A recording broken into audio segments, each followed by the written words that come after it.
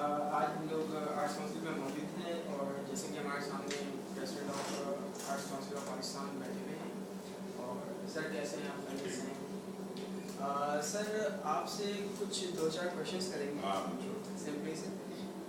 سر سب سے پہلے آپ یہ بتائیے کہ آپ کی مطلب آپ اپنی لیڈرشپ کو کس طریقے سے ڈسکرائب کرتے ہیں, مطلب کیسا فیل کرتے ہیں آپ being a leader? Being a leader تو میں نے کبھی نہیں سوچا. میں تو ایک کام کرنے کے ارادے سے آیا تھا اور میں پچھلے 10-12 سال سے آرٹس کونسل میں کام کر رہا ہوں. کئی بار گورننگ باڈی میں رہا ہوں, پھر سیکریٹری رہا ہوں, پھر پریزیڈنٹ ہو گیا. اس پروسیس میں خود بخود ہی لیڈر بن گیا.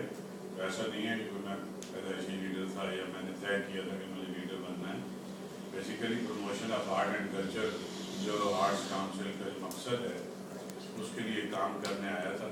تو کچھ ایسے کام ہوئے جو 50-60 برس میں نہیں ہوئے تھے, تو تقریباً تمام لوگوں نے سمجھ لیا کہ اس آدمی کو ذمہ داری دینی چاہیے. تو میں اس کو ایک رسپانسبلٹی کے طور پہ سمجھتا ہوں. سر جب آپ آرٹس کونسل کے لیے کام کر رہے تھے اور اس ٹینور کے اندر کبھی آپ نے سوچا تھا کہ مطلب آپ ایک پریزیڈنٹ کی پوسٹ پہ بھی آئیں گے یہاں پہ؟ کبھی نہیں سوچا تھا. اس لیے نہیں سوچا تھا کہ پریزیڈنٹ کی پوسٹ ہی نہیں تھی. میں پہلا الیکٹڈ پریزیڈنٹ ہوں اس ادارے کا. اس سے پہلے یہ 55 سال میں جو کمشنر کراچی ہوتا تھا وہی آرٹس کونسل کا صدر ہوتا تھا, اور الیکٹڈ آدمی وائس پریزیڈنٹ ہوتا تھا. تو ظاہر ہے کہ کبھی نہیں سوچا تھا کہ میں پریزیڈنٹ ہو جاؤں گا.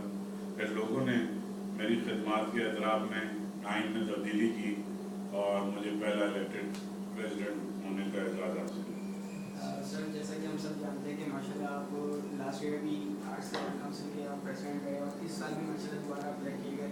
تو مطلب آپ کیسا فیل کرتے ہیں اپنا یہ جو سکسیس کا جو کریڈٹ ہے یہ آپ کس کو دینا چاہتے ہیں؟ کچھ تو میں اپنے آپ کو دینا چاہوں گا کیونکہ میں نے بہت شدید محنت کی ہے اس ادارے کے لیے, اور کچھ ایسے اچیومنٹ ہیں میرے جو پاکستان میں پہلے نہیں ہوئے تھے.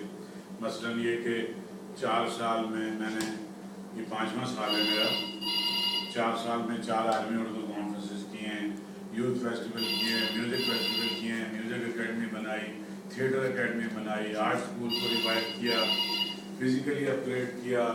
ساری دنیا میں اس ادارے کا نام ہوا.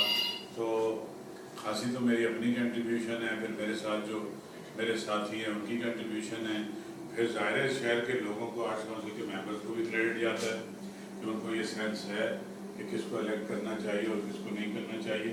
اور ظاہر ہے کہ انہوں نے مکمل اعتماد کیا. اگر وہ اعتماد نہ کرتے تو یہ اپارچونیٹی جو مجھے ملی نہ ملتی.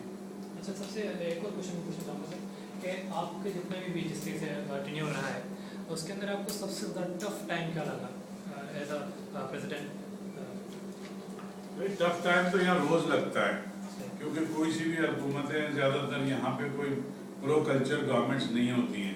جس ملک میں پینے کو پانی نہ ملتا ہو, تعلیم نہ ملتی ہو, بچوں کو صحت ہاسپٹل پرووائڈ نہ ہوتا ہو, اس میں کلچر کو عیاشی سمجھا جاتا ہے.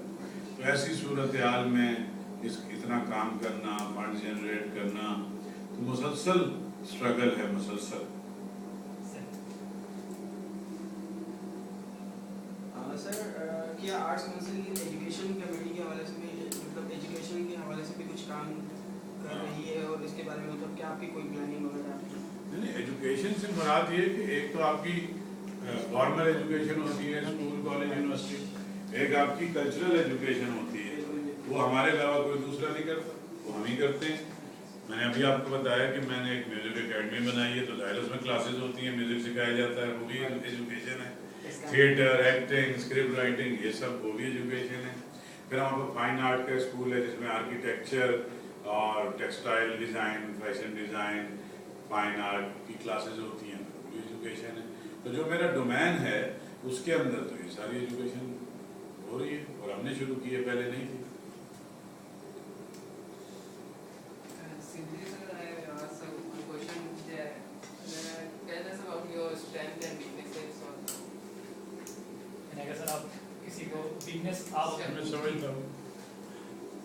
یار اسٹرینتھ تو میرا پیشن ہے, جس سے میرے اندر انرجی رہتی ہے بے انتہا. میں بہت توانائی محسوس کرتا ہوں جب میں اپنی مرضی کا کام کر رہا ہوں. تو یہ سارے میری مرضی کے کام, یہ یعنی لٹریچر, میوزک, تھیٹر, یہ وہ چیزیں ہیں جس سے کر کے نا مجھے خود خوشی ہوتی، یا گانا سن کے، شعر سن کے، تو اس کے ساتھ میرا ایک اٹیچمنٹ ہے. تو یہی میری وہ ہے. جو ویکنیس تم کہہ رہے ہو، میرے مخالفین کا خیال ہے کہ میں بعض اوقات شارٹ ٹیمپر ہو جاتا ہوں، مجھے بیوقوفی کی باتوں پہ غصہ آ جاتا ہے. تو یہ شاید میری ویکنیس ہے. ابھی میں اتنا منافق نہیں ہوا جتنا کہ سوسائٹی میں ایک کامیاب آدمی کو ہونا چاہیے. نہیں سر، ہم لوگ آپ کے مخالفین کی بات نہیں کریں گے، مطلب ہم آپ کی میں تو کروں گا نا بھائی. دیکھو، آپ کے بارے میں آپ کے مخالفین کی رائے کی بھی اہمیت ہوتی ہے. تو میں سمجھتا ہوں کہ ابھی تک جو ہے میں بتاتا رہا ہوں کہ میں ایک عام آدمی کی طرح بیہیو کرتا ہوں، جیسے غصہ بھی آتا ہے، جیسے خوشی بھی ہوتی ہے، جس کو تو وہ یہ ایک پہلو ہے جس کو آپ ویکنیس کہہ سکتے ہیں کہ مجھے غصہ آتا ہے ایسی چیزوں پہ جو میں سمجھتا ہوں کہ انتہائی واحیات اور فضول ہیں، اور اس جہالت پہ جب لوگ اصرار بھی کریں تو غصہ بھی آتا ہے. اچھا، اگر سر یہ ہم دیکھیں گے کہ آپ کی ارلی ایج کے اندر آپ نے اگر کسی کو کبھی آئیڈیل بنایا ہو تو وہ کون کس کو سکتے ہیں آپ آئیڈیل؟ یار میرا دراصل مختلف رہا ہے. میرے آئیڈیل بے شمار بدلتے رہے، یعنی ایک آدمی میرا آئیڈیل نہیں تھا. اور ایسا تھا کہ جیسے جو میں اقبال کو میں بہت زیادہ، سب سے زیادہ مجھے پوئٹری میں اگر دیکھیں تو اقبال نے بہت فیسینیٹ کیا، اور غالب. پھر ظاہر ہے محمد علی جناح میرا آئیڈیل ہے، جس قسم کی سوسائٹی کا قیام وہ چاہتے تھے. لیکن جیسے جیسے میں لوگوں کو پڑھتا گیا، ان کے کام سے آگاہ ہوتا گیا، تو بے شمار لوگ ایسے ہیں جن سے مجھے انسپریشن ملی.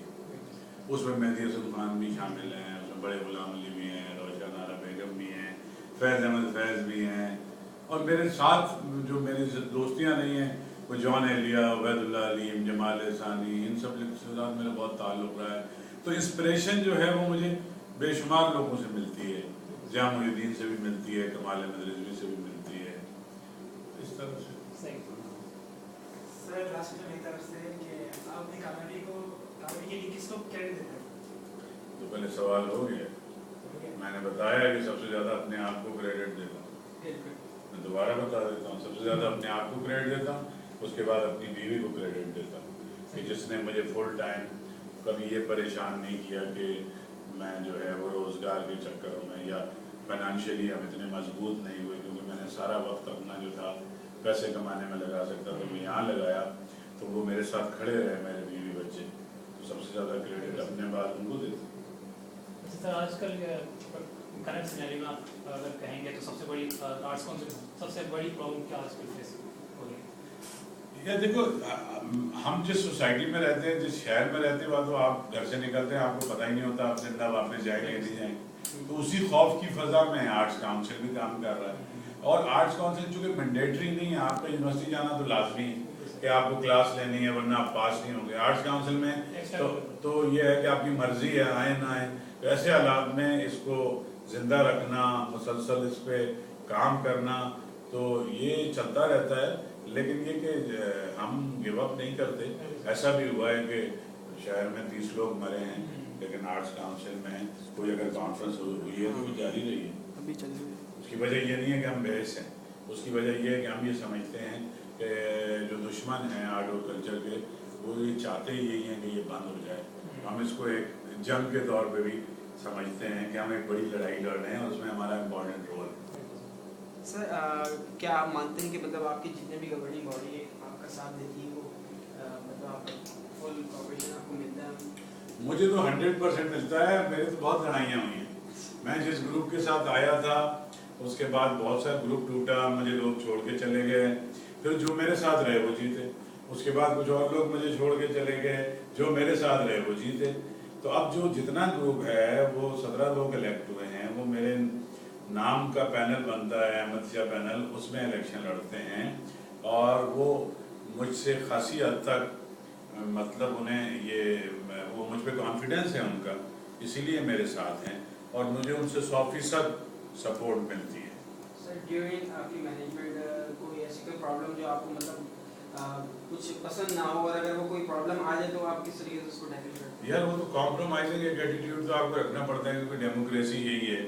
آپ کو فرض کریں کہ آپ کو یہ بھی لگے کہ دوسرا جو بات کر رہا ہے وہ کوئی بہت زیادہ صحیح نہیں ہے، اس کے باوجود آپ کو اس کو اطمینان سے پوائنٹ